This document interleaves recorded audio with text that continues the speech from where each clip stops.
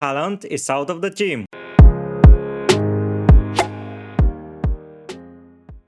Hello guys and welcome back to another FPL video. Today I have for you a wildcard guide for Game Week 26. If you use the wildcard in Game Week 26, you'll be prepared for the double ups in Game Week 27 and you can use your bench boost in Game Week 29 with the draft that I have prepared for you. If you enjoy the draft and want to see more differential drafts and other content than other YouTubers, please subscribe to the channel and give a like to the video. And now without further ado, let's jump into the draft. As usual, we will be starting from the goalkeeper's position. I've opted for two starting goalkeepers. The first one is Raya. He'll be your starter in most of the game weeks. He has a double up in game week 27 and then another double up in game week 29. Brentford are good defensively. They play very well. He makes a lot of saves and he gets a lot of bonus points. So going for him will be a good option for you. On the other hand, you have Danny Ward for Game Week 29 double up. He will be on your bench in the other game weeks, but when you use your bench boost in Game Week 29, you have two playing goalkeepers with a double up, which is the thing you want. So you have 6 games for 2 game weeks with those two goalkeepers, which is pretty ideal. And I believe they can keep a lot of clean sheets and rack up a lot of points in the future game weeks for you and your team. Going into defense, as you can see, I've opted for 5 players from 5 different teams. All of them have a double up in Game Week 29, so it's ideal for your bench boost. First of all, we'll start with Robertson. I believe Liverpool will need to rack up more and more wins now with the Champions League being most probably lost. So yeah, they will focus on the Premier League alone and Robertson will play an integral part there. Minks, he can be on your bench most of the weeks, but you have him for Game Week 29 when you want him. Here you can go for someone else, but I believe with his cheap price and a double up in Game Week 29, he's ideal. Luke Shaw, as with Minks, he's there for Game Week 29. They will most probably have a blank in Game Week 28 as well, but I believe that the free hit should be used there if you use the wild card in Game Week 26 because you have to prepare for different games. You can go for Ben Mee, but going for 2 defenders from Brentford may seem dangerous. But if you want, you can pick Ben Mee or Pinnock instead of Minks. So it is an option, but as I already said, it's difficult to play with so many players. Maybe Luke Shaw will be out instead of Pinnock, so you won't have a headache to who to bench because you see in my midfield and forward line that I have a lot of players that you need to put each and every game week, and it's hard to prepare a bench. So for game week 27, Estupinian will have a double up. Trippier is Trippier, he is Mr. Consistent. I thought of letting him go, but with the double up in game week 29, I don't see going without him. You can even go for someone from Newcastle again, maybe Burn or Bodman instead of Minks or Shaw, but I presented here to you the 5 teams that I believe that it's best to have defenders from. And if you don't go for Raya, you can go for Pinnock and Mee, as I already mentioned. And you can even prepare with a double from Brighton or someone else, but I believe those defenders will bring a lot of attacking potential and a lot of defensive solidity, and that's what you want from your defensive line. And you can bench most of them, not most of them, but you can bench Minks and Estupinian in the games when they don't have a double up, in game week 26 to say, and then play them in game week 27 Estupinian and game week 29 with the bench boost. Everyone will play.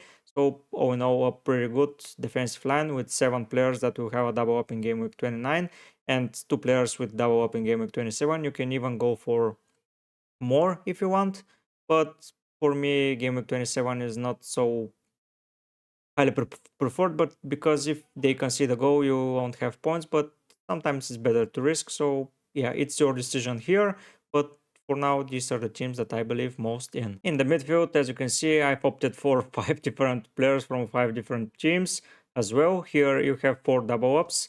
Only Odegaard is not doubling up in game week 29, but you can always transfer him out for someone else who has a double up. But the other players being Salah, Maddison, Rashford and Mitoma, all of them have a double up in game week 29.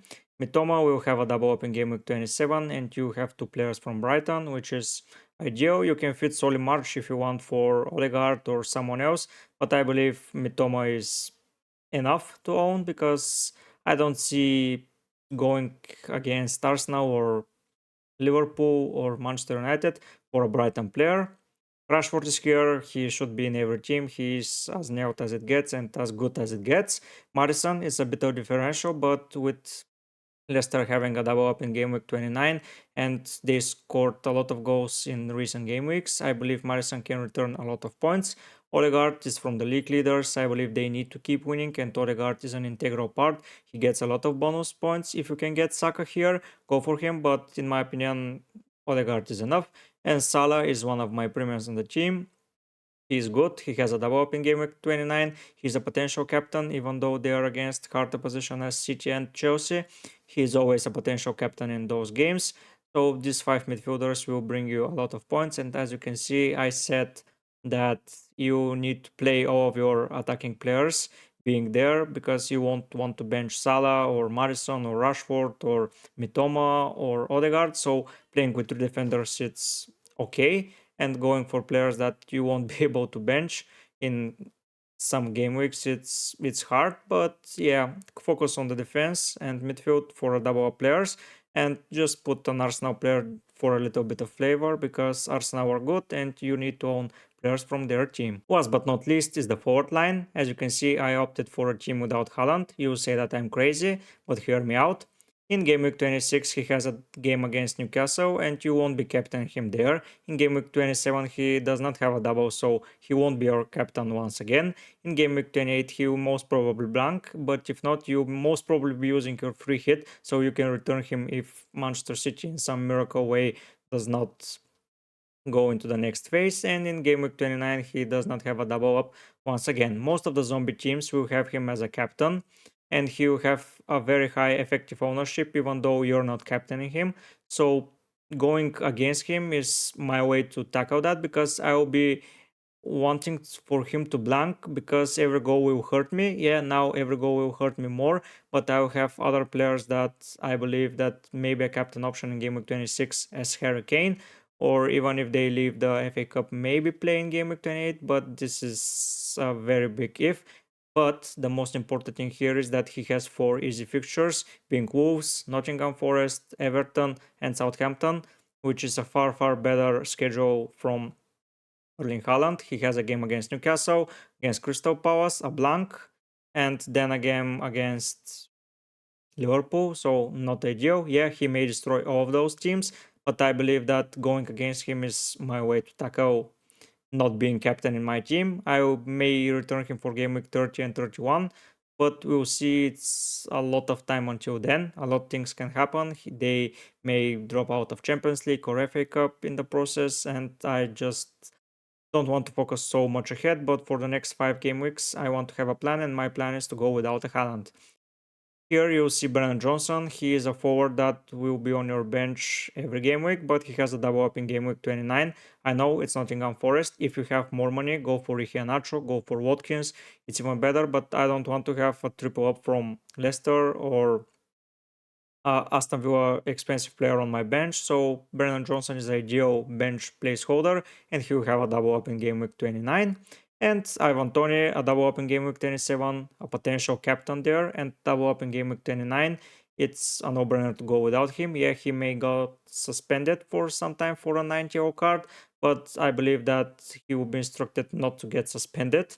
But even if it is, it's a no-brainer to go without him. I believe that I don't want to risk it. Here, as already mentioned, you can go for Watkins because he has a game in game week 28. And if you want to be prepared for game week 28, but most of the players here won't play in game week 28, so I believe free hit will be used there, and I don't see a potential going somewhere else. Game week 34 and 37 are double ups as well, but you can prepare your team enough to have 11 players or at least 8 or 9 who are doubling up, and you'll be very prepared for the games up front. The starting lineup here will look something like Raya, Robertson, Shaw, and Trippier. 5 midfielders and Kane and Tony in game week 26. In game week 27, maybe Estupinian will go ahead of some from the defense, maybe Shaw or Trippier, but the 5 midfielders will stay and the 2 attackers will stay. If you don't want to have a headache for benching, you can always go with Pinnock or Ben Mee for Luke Shaw or Trippier, but I believe owning a player from Newcastle and Manchester United will be better for triple up from Brentford. but it's your decision. Comment down below if you think that I'm an idiot to go without Haaland. All of your comments will be answered. And if you want to see more different teams and different team selections and different wildcards and suggestions, subscribe to the channel because I need your help and I want to feel that I'm helping you and you're satisfied with my help. So subscribe, hit on the button, and a like will be enough for me. And I hope to see you next time when we will discuss if the Haaland move works for you, if you did it, or if I made a mistake. I will discuss it in the next wildcard guide. But for now, guys, I'll be heading out. Bye!